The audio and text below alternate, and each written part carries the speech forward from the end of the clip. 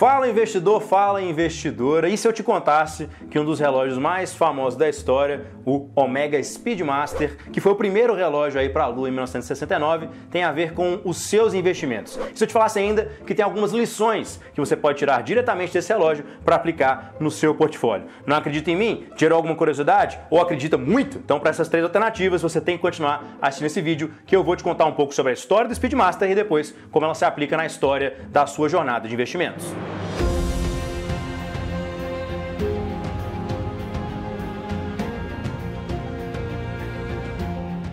Pois bem, então o Speedmaster faz parte de uma história longeva da Omega, uma empresa que nasceu em 1848 e no auge dos relógios de bolso era, digamos assim, a manda-chuva dos relógios suíços. E, como vocês podem ver nas páginas da história da Omega, o Speedmaster está presente em exuberância, começando aí em algumas páginas aqui para trás e indo até quase o final desse livro. Por quê? O Speedmaster, na verdade, foi o primeiro relógio a ir para o espaço, junto com a viagem da Apollo 11, conduzida por Neil Armstrong e Buzz Aldrin. E o mais interessante é que ele não começou assim, né? Ele começa como um cronógrafo, ou seja, um relógio que é voltado para as corridas, que serviria basicamente como um cronômetro originalmente serviria mais para ficar no pulso das pessoas, e eventualmente ele entra em uma disputa com o Rolex, na época Cosmograph, que eventualmente virou o Rolex Daytona, um dos relógios de maior valor atualmente no mercado, para uma corrida espacial. Então na década de 60 todo mundo sabe que os Estados Unidos decidiram ir para a Lua não porque era fácil, mas porque era difícil, de acordo com a fala do presidente Kennedy.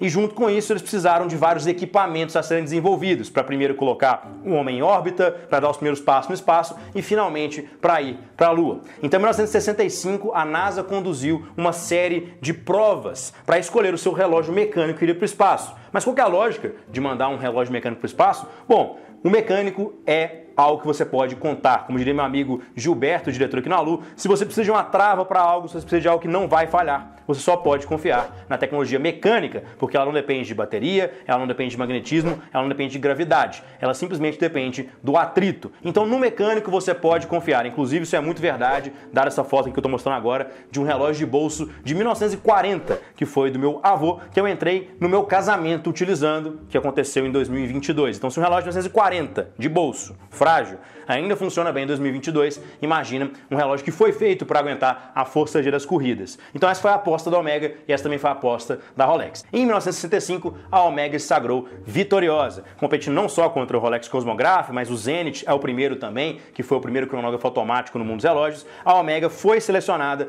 em 1965 como o único relógio que tinha a combinação de fatores que a NASA estava procurando entre precisão do seu cronógrafo, antimagnetismo e segurança do seu movimento. Afinal, se você precisar usar um relógio quando você está na Lua, provavelmente alguma coisa deu errado. Porque você não vai ficar lá olhando as horas. Ah, não, realmente, pô, o dia tá bonito ali na Terra, né?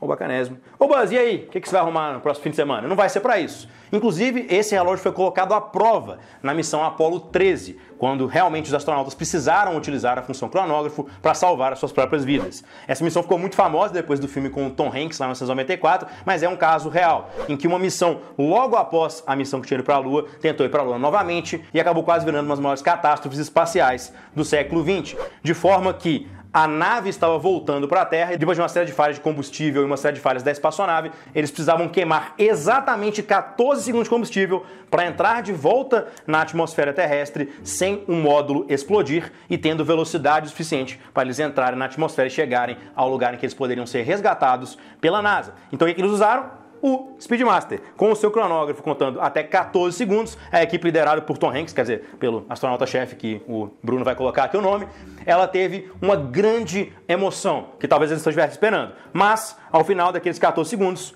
quando eles colocaram seus cronógrafos à prova, o cronógrafo estava certo, eles conseguiram voltar para a atmosfera terrestre, não explodiram e foram resgatados, de forma que a Omega inclusive ganhou o prêmio mais prestigioso da NASA, que é o prêmio Silver Snoopy, mas depois eu conto a história desse prêmio que também é divertida. Mas enfim, essa é um pouco da história do Speedmaster, que é um dos relógios mais famosos da história, ainda continua sendo um dos relógios mais vendidos da Omega, que é a segunda empresa que mais vende relógios no mundo, mas o que esse caso tem a ver com a sua carteira de investimentos. É importante saber que quando você está fazendo um investimento, você não faz investimento somente nas coisas óbvias. Quando você olha um cronógrafo, você fala, cara, é óbvio que esse relógio vai ser utilizado para uma funcionalidade de corrida. Mas nem sempre o que é óbvio é o que dá certo. Então, por exemplo, se você está olhando uma classe de ativos em que todos os ativos estão registrados nessa mesma classe, não significa que eles são o mesmo tipo de ativos. Por exemplo, apesar de muita gente classificar o Alligator Invest como investimento alternativo, o perfil de segurança do Alligator Invest é muito mais próximo de uma renda fixa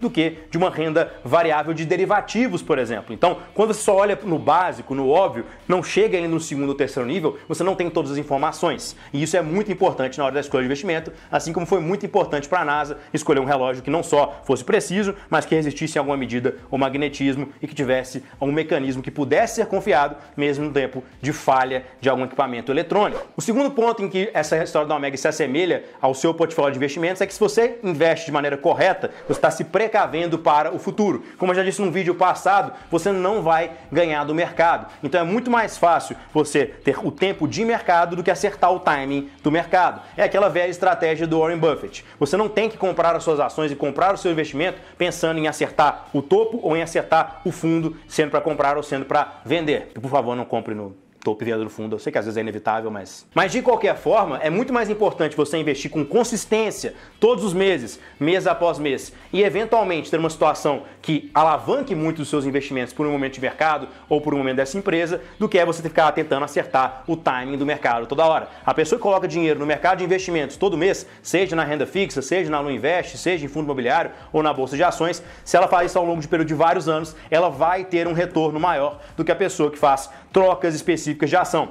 Isso tanto é verdade que, na história dos fundos americanos, os index funds, ou seja, os fundos que aglomeram em um índice as maiores empresas do mundo, têm uma performance muito melhor historicamente do que os hedge funds, os fundos de cobertura que ficam fazendo operações frequentes no mercado. Claro que a utilização do segundo é um pouco diferente, ela é feita para as pessoas terem liquidez, mas de qualquer forma, em uma lógica de performance histórica, é sempre melhor estar sempre no mercado do que tentar acertar o tempo exato do mercado. Isso aí deixa para a Omega mesmo acertar os 14 segundos de forma exata. E a terceira e última semelhança é que esse investimento que você deve fazer, assim como o Speedmaster, ele deve se valorizar ao longo do tempo, ou pelo menos ele deve manter o seu valor ao longo do tempo. O Speedmaster ele foi lançado no final da década de 60, na verdade foi na década de 50, início da década de 60, e até hoje é um dos relógios mais vendidos do mundo.